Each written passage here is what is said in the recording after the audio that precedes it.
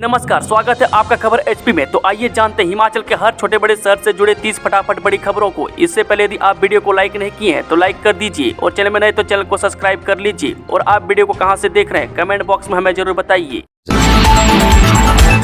सरकारी कर्मचारियों के लिए खुशखबरी, 1 अक्टूबर को मिलेगा वेतन, इस दिन होगा पेंशन का भुगतान। जी हां, हिमाचल प्रदेश के सरकारी कर्मचारियों व पेंशनरों के लिए खुशखबरी है। वह सरकारी कर्मचारियों को सितंबर का वेतन 1 अक्टूबर और पेंशन का भुगतान 9 अक्टूबर को किया जाएगा। वह प्रदेश सरकार के प्रवक्ता ने शनिवार को बताया कि वित्त विभाग की ओर से सरकारी कोषागार में होने वाले नकदी के प्रभाव की समीक्षा करने के बाद निर्णय लिया गया। बता दें कि पिछले महीने हिमाचल प्रदेश के कर्मचारियों को वेतन 5 सितंबर और पेंशनरों को पेंशन का भुगतान 10 सितंबर को किया गया था। राज्य सरकार के प्रवक्ता ने कहा कि वर्तमान सरकार की ओर से वित्तीय संसाधनों का विवेकपूर्ण तरीके से उपयोग करने की दिशा में यह कदम उठाया गया था। इस सरकार के प्रयासों से केंद्र ने 66 परियोजनाओं को एफसीए क्लियरेंस दी। जी मुख्यमंत्री ठाकुर सुखविंदर सिंह सुक्खू ने कहा कि वर्तमान प्रदेश सरकार निरंतर प्रयास कर रही है कि वन संरक्षण अधिनियम और वन अधिकार अधिनियम के मामलों को जल्द से जल्द स्वीकृति मिले, ताकि प्रदेश की कई लंबित महत्वाकांक्षी विकासात्मक परियोजनाओं का समय पर कार्यान्वयन हो सके। उन्होंने कहा कि प्रदेश सरकार द्वारा किए जा रहे प्रयासों की बदौलत ही केंद्र सरकार ने जनहित से जुड़ी विभिन्न 66 परियोजनाओं को एफसीए क्लियरेंस प्रदान की है।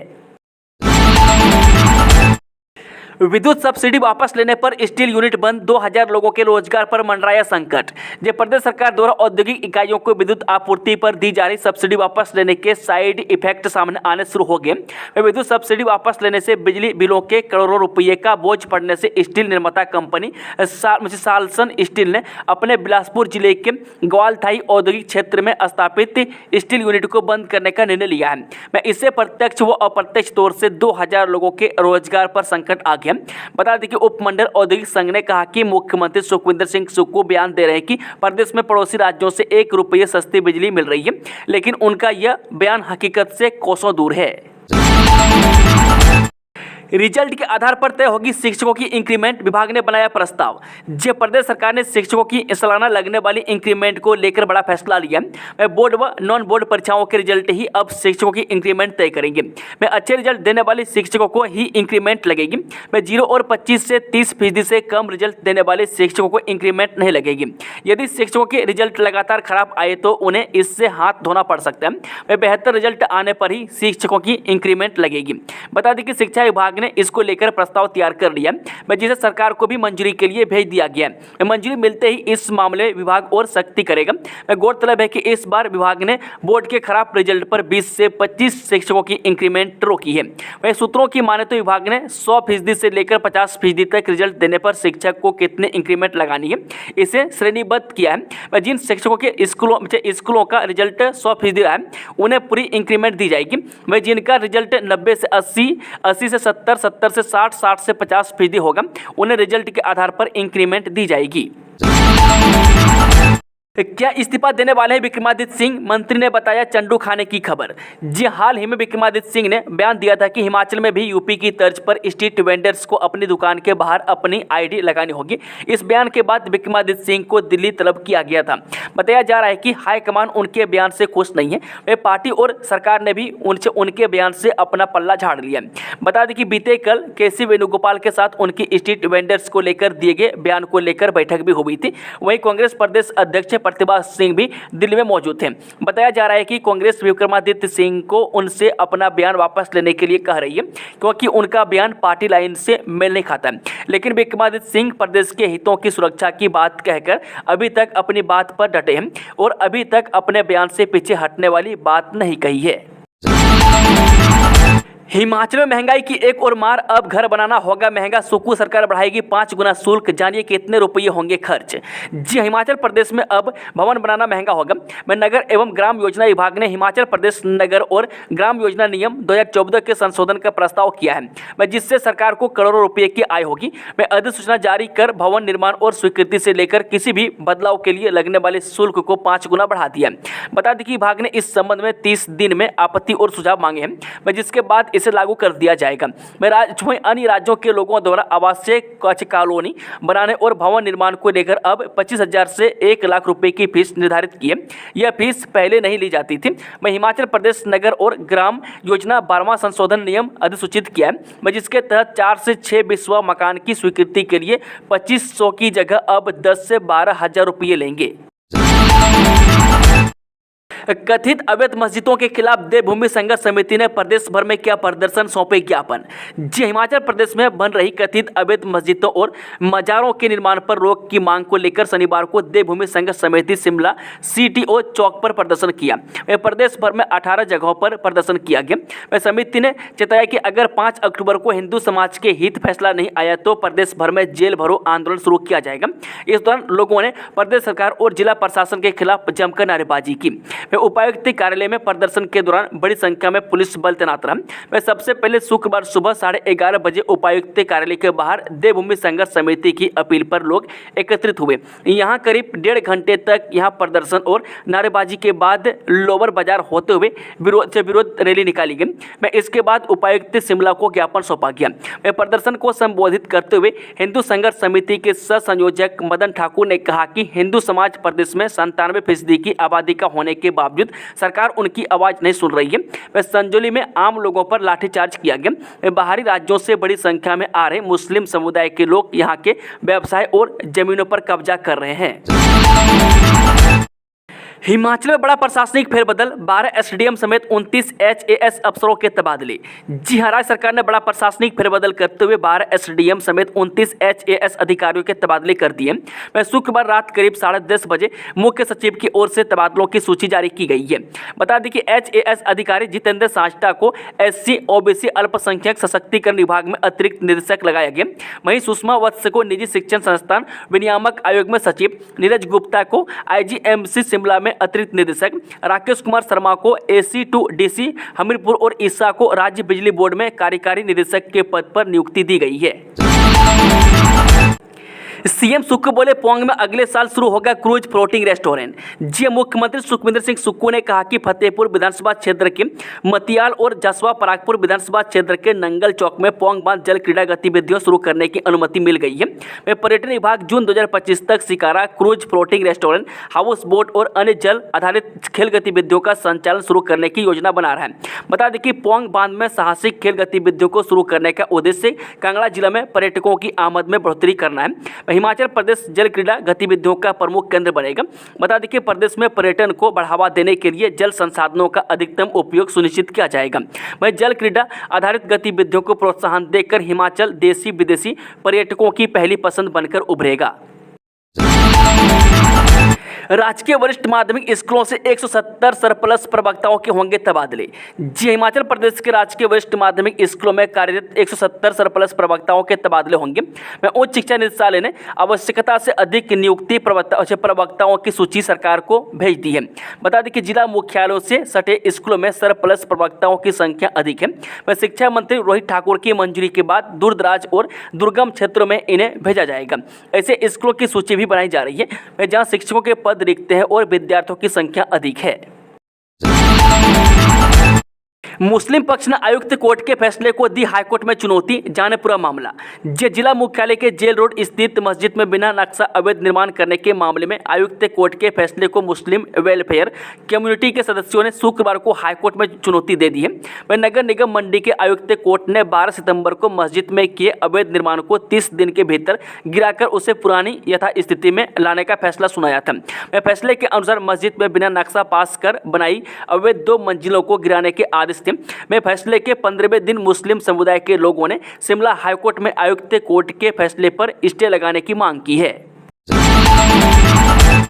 मुंबई और बेंगलुरु में हिमाचली परसिमन की मांग 100 से 160 रुपये तक मिल रहे दाम। जी हां, हिमाचली जापानी फल परसिमन की मांग दिल्ली के अलावा मुंबई और बेंगलुरु तक बढ़ गई है। मैं दिल्ली की आज़ादपुर फल मंडी में परसिमन सेब से महंगा बिक रहा है। मैं इन दिनों मंडियों में सेब जहां औसत 60 से 80 रुपये किलो बिक रहे हैं, वहीं परसिमन 150 से 160 प्रति किलो के दाम पर बिक रहे हैं। मैं दिल्ली की आज़ादपुर फल मंडी में शुक्रवार को परसिमन का 100 किलो का बॉक्स 1500 तथा 1600 रुपये के दाम पर बिका। हिमाचल में शिमला जिले के अलावा कुल्लू और मंडी में परसिमन का उत्पादन होता है। हिमाचल के 5 टोल बैरियरों पर नवंबर से फास्टैग से वसूला जाएगा शुल्क, कंपनी का चयन जल्द। हिमाचल प्रदेश के 5 टोल बैरियरों पर नवंबर से फास्टैग से शुल्क वसूला जाएगा। में अक्टूबर के पहले सप्ताह में कंपनी का चयन कर लिया जाएगा। में राज्य इलेक्ट्रॉनिक्स कॉरपोरेशन ने इस बाबत प्रक्रिया शुरू कर दी है। बता दें कि बिलासपुर, परवाणु, सिरमौर, कंडवाल और ऊना में स्थित टोल बैरियरों से इसकी शुरुआत होनी है। प्रदेश में ग्रामीण क्षेत्रों के निजी संस्थानों में भी लगेंगे पानी के मीटर, जाने दरें। जी सरकार की ओर से प्रदेश के ग्रामीण क्षेत्रों में निःशुल्क पानी की योजना बंद करने के बाद अब सरकारी और प्राइवेट संस्थानों को भी तय दरों के तहत पानी का बिल भरना होगा। जो संस्थान जितना ज़्यादा पानी उपयोग करेगा उतना ही बिल आएगा। इसके लिए विभाग की ओर से ग्रामीण क्षेत्रों में स्थापित सरकारी और प्राइवेट संस्थानों में मीटर लगाने की कवायद शुरू कर दी जाएगी। इससे जहाँ पानी की खपत का पता भी चलेगा और जल शक्ति विभाग इस खपत के आधार पर लोगों को बिल जारी करेगा। वह जानकारी के मुताबिक बता दें कि पूर्व सरकार ने ग्रामीण क्षेत्रों में लोगों को निःशुल्क पानी देने की योजना शुरू की थी।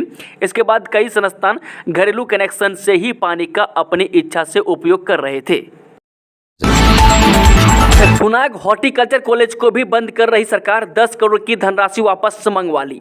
जी नेता प्रतिपक्ष जयराम ठाकुर ने कहा कि सुक्खू सरकार पूर्व सरकार के कामों को एक एक कर बंद कर रही है। अब थुनाग उद्यानिक एवं वानिकी कॉलेज को भी बंद कर रही है। पूर्व सरकार द्वारा कॉलेज के निर्माण के लिए दी गई 10 करोड़ रुपये की धनराशि भी वापस मंगवा ली है। सत्ता में आने के साथ ही सुक्खू सरकार ने अपना इरादा साफ कर दिया था कि वह सिर्फ विनाश के काम करेगी, विकास की नहीं। जिस कॉलेज से 3 सत्र पास होकर चले गए, अब उस कॉलेज को बंद करने की साजिश सरकार द्वारा करना दुर्भाग्यपूर्ण है। पिछली सरकार द्वारा संस्थानों को जारी किए गए बजट को वापस मंगवाकर मुख्यमंत्री सुखविंदर सिंह सुक्खू अपनी सरकार चलाना चाहते हैं। पुलिस ने फागू से चोरी हुई थार राजौरी से की बरामद, चोर गिरोह का मास्टरमाइंड भी गिरफ्तार। शिमला के फागू से चोरी हुई थार को पुलिस ने जम्मू कश्मीर के राजौरी से बरामद की है। पुलिस ने गाड़ी के साथ आरोपी को भी गिरफ्तार कर लिया है। पुलिस थाना ठियोग के तहत छात्रों ने एक काले रंग की थार गाड़ी को फागू से चुराया था। आरोपियों ने हिमाचल से जम्मू कश्मीर में भागने के लिए एक अन्य नंबर प्लेट HP 149596 का भी इस्तेमाल किया है। बता दें कि ASI नरेंद्र के नेतृत्व में कांस्टेबल बॉबी, मनीष, अरुण, हेमंत और राजिंदर की टीम ने राजौरी, जम्मू कश्मीर से गाड़ी बरामद की है। हमीरपुर में रैली के दौरान एक शख्स को आया हार्ट अटैक, देखते ही देखते तोड़ दिया दम, देखें वीडियो।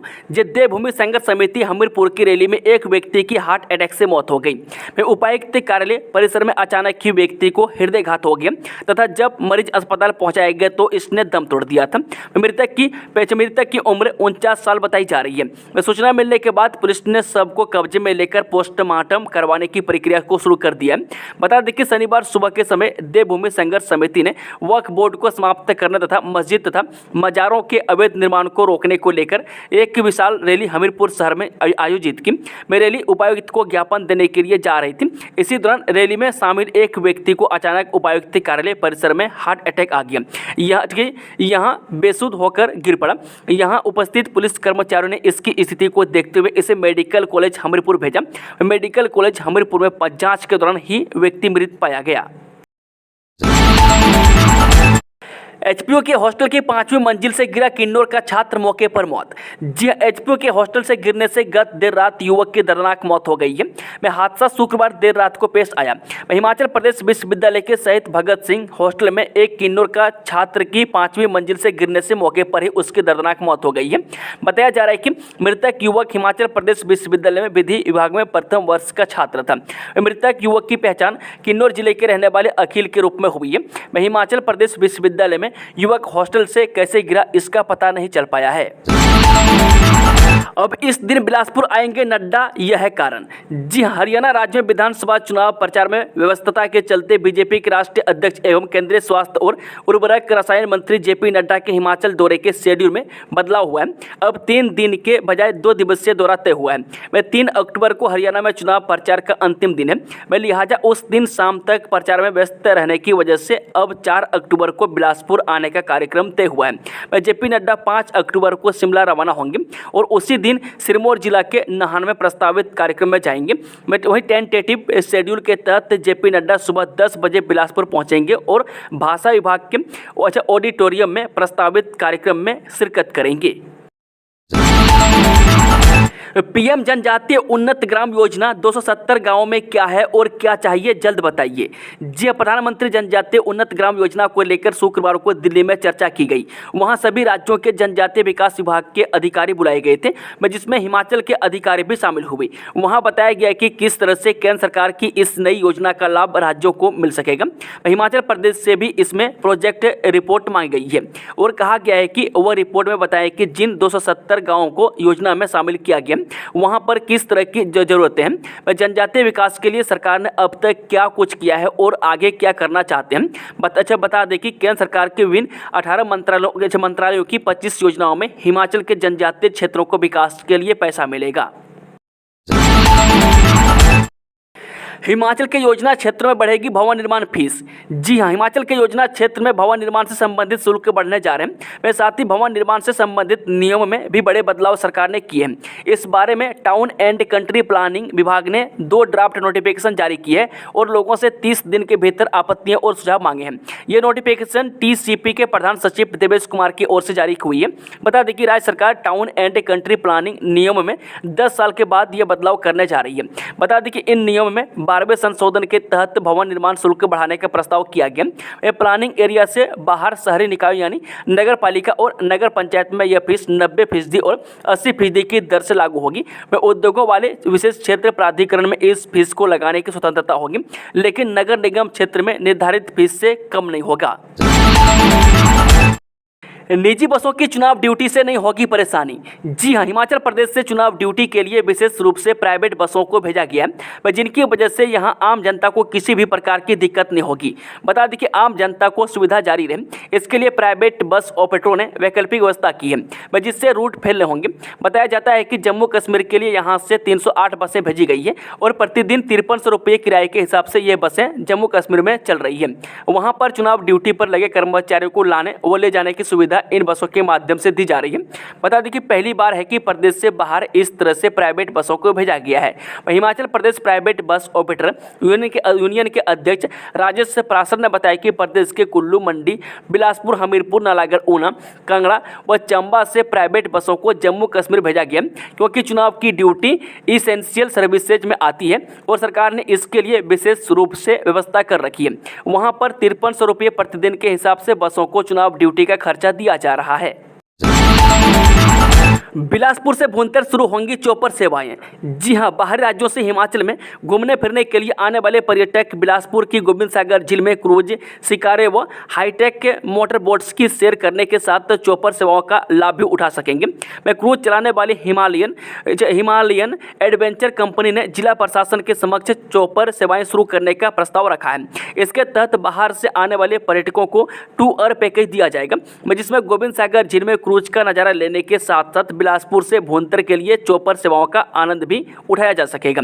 विश्व पर्यटन दिवस के अवसर पर मंडी भराड़ी के समीप उपायुक्त आबिद हुसैन सादिक व एसडीएम अभिषेक गर्ग व डीएसपी मदन धीमान की उपस्थिति में गोविंद सागर झील में क्रूज का ट्रायल रन किया गया। ट्रायल रन करने के बाद मंडी भराड़ी में चयनित लैंडिंग साइट पर बातचीत करते हुए उपायुक्त ने खुलासा किया है कि झील में आम लोगों व पर्यटकों के लिए क्रूज व शिकारे का आनंद लेने का इंतजार अब समाप्त होने वाला है। सस्ते एजुकेशन लोन के लिए नहीं आ रहे छात्र। जी, हिमाचल में कांग्रेस सरकार की एक flagship scheme doctor YS Parmar विद्यार्थी योजना में सस्ता एजुकेशन लोन लेने के लिए छात्र आगे नहीं आ रहे हैं। इस योजना में 1% ब्याज पर एजुकेशन लोन दिया जाता है, लेकिन रिस्पॉन्स धीमा है। हाल ही में राज्य सरकार की कैबिनेट ने विदेश में पढ़ाई के लिए भी इस योजना के तहत लोन की अनुमति दे दी थी। बता दें कि अब शिक्षा विभाग की फीडबैक यह है कि इस योजना में छात्र छात्राएं आवेदन नहीं कर रहे हैं, इसलिए अब उच्च शिक्षा निदेशक ने स्टेट लेवल बैंकर्स कमेटी के कन्वीनर यूको बैंक को एक चिट्ठी लिखी है। इसमें कहा गया है कि बैंक इस योजना की पब्लिसिटी अपने स्तर पर करें और यदि इस योजना के तहत कोई एजुकेशन लोन के लिए आवेदन करता है तो ज़्यादा फॉर्मेलिटी किए बगैर लोन कैसे अप्रूव कर दिए जाएं। इसके बाद बैंक इंटरेस्ट सब्सिडी के क्लेम राज्य सरकार को भेजेंगे।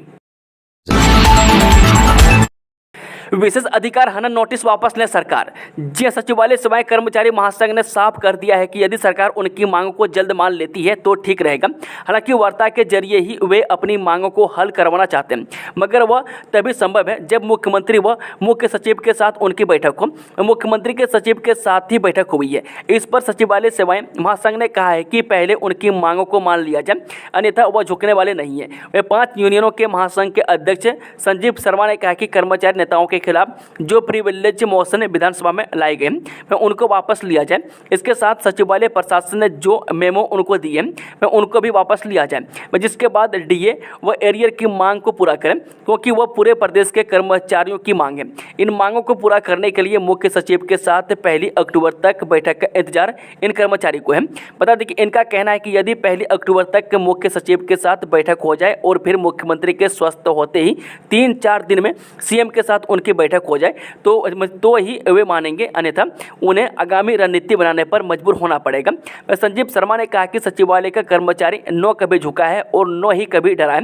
यहाँ 5 यूनियनों सभी साथ हैं और कर्मचारी हितों में सरकार से बातचीत के जरिए अपनी मांगों को मनवाना चाहते हैं। सचिव राकेश कंवर ने उन्हें आश्वस्त किया है कि जिस पर उन्होंने अपना जनरल हाउस टाला था, यदि जल्दी ही आगे बातचीत नहीं बढ़ती है तो वह जनरल हाउस करेंगे और उसमें अगला निर्णय लेंगे।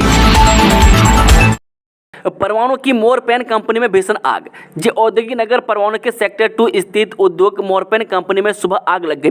वह आग इतनी भयानक थी कि इसे बुझाने के लिए दमकल विभाग की गाड़ियों को बुलाना पड़ा। वह परवाणु फायर विभाग के फायर ऑफिसर अनिल कुमार ने बताया कि फायर विभाग की टीम आग बुझाने में लगी हुई है। वह काफ़ी हद तक आग पर काबू पाया जा चुका है। वह अभी तक किसी भी तरह की जान हानि की कोई सूचना नहीं है, लेकिन कंपनी का काफ़ी नुकसान हो चुका है। वह आग बुझाने का कार्य चल रहा है, इसलिए अभी कुछ साफ बताया नहीं जा सकता, लेकिन जैसे ही आग बुझाने का कार्य संपन्न होगा घटना की पूरी जानकारी साझा कर दी जाएगी। अमेरिकी फाइटर जेट से हमला, जमीन के 20 मीटर नीचे बना बंकर ध्वस्त, इजराइल ने कैसे किया नसरुल्लाह का काम तमाम। जी हाँ, विश्व के सबसे बड़े गैर सरकारी सशस्त्र संगठन हिजबुल्लाह के प्रमुख सैयद हसन नसरुल्लाह की इजराइल के हवाई हमले में मौत हो गई है। वह नसरुल्लाह की मौत शुक्रवार देर शाम बेरूत के उपनगर दाहिये स्थित हिजबुल्लाह के मुख्यालय पर इजराइल के हमले में हो गई थी, लेकिन उसकी पुष्टि शनिवार को हुई है। बता दें कि पहले इजरायली सेना ने कहा हमने आतंकी संगठन हिजबुल्लाह के नेता को मार डाला, वह पूरी दुनिया के लिए खतरा था। इसके कुछ घंटे बाद हिजबुल्लाह ने भी मान लिया कि उसका नेता अब इस दुनिया में नहीं है। मैं नसरुल्लाह का मारा जाना ईरान और उसके सहयोगी देशों संगठनों के लिए बड़ा झटका है। जम्मू कश्मीर के कठुआ में सुरक्षा बलों की मुठभेड़ जारी, गोलीबारी में 1 जवान बलिदान। जम्मू कश्मीर के कठुआ जिले के एक दूरदराज के गांव में घेराबंदी और तलाशी अभियान के दौरान आज शाम सुरक्षा बलों और आतंकवादियों के बीच मुठभेड़ हो गई। इस बीच गोलीबारी में 1 जवान शहीद हो गए। पंजाब के सिनेमाघरों में नहीं चलने देंगे कंगना की फिल्म इमरजेंसी, एसजीपीसी ने किया ऐलान। जी हाँ, शिरोमणि गुरुद्वारा प्रबंधक कमेटी ने भाजपा सांसद एवं फिल्म अभिनेत्री कंगना रनौत अभिनीत फिल्म इमरजेंसी पंजाब में प्रदर्शित नहीं होने देने की घोषणा की है। मैं साथ ही लोकसभा स्पीकर से मांग की है कि सिख व किसान विरोधी बयानबाजी के लिए कंगना की लोकसभा सदस्यता समाप्त की जाए। वहीं एसजीपीसी कार्यकारिणी की शनिवार को बैठक के बाद प्रधान हरजिंदर सिंह धामी ने कहा कि कंगना की फिल्में थिएटरों में प्रदर्शित नहीं होने दी जाएगी, वे विरोध में प्रदर्शन किए जाएंगे। मानसिक रोगी महिला निकली नगरोटा में शिवलिंग तोड़ने की आरोपी। जी हां, गत वीरवार रात गांधी मैदान के समीप शिवलिंग तोड़ने के मामले में पुलिस को बड़ी कामयाबी हाथ लगी है। पुलिस ने सीसीटीवी फुटेज के आधार पर आरोपी महिला को 1 दिन के उपरांत ही पुलिस ने योल के समीप हिरासत में ले लिया। आरोपी महिला की पहचान निशा देवी के रूप में हुई है, जो कि पैदल ही योल की तरफ जा रही थी। पुलिस ने बताया कि उक्त महिला की मानसिक दशा सही नहीं है तथा पुलिस को उक्त महिला उन्हीं कपड़ों में मिली जो कपड़े सीसीटीवी फुटेज में दिखाई दिए थे तथा हाथ में वही बैग पकड़ा था। इससे पुलिस का शक पुख्ता हुआ कि यह इस कृत्य को इसी महिला ने अंजाम दिया है। निशा देवी की मनोदशा सही न होने के कारण वह इससे पहले भी इस तरह की घटनाओं को अंजाम दे चुकी है। दोस्तों, खबरों का सिलसिला समाप्त होता है। अगर जानकारी पसंद आई हो तो वीडियो को लाइक, शेयर, चैनल को सब्सक्राइब जरूर कर लें और कमेंट बॉक्स में अपना फीडबैक जरूर दें। Thank you, all the best. जय हिंद, जय हिमाचल।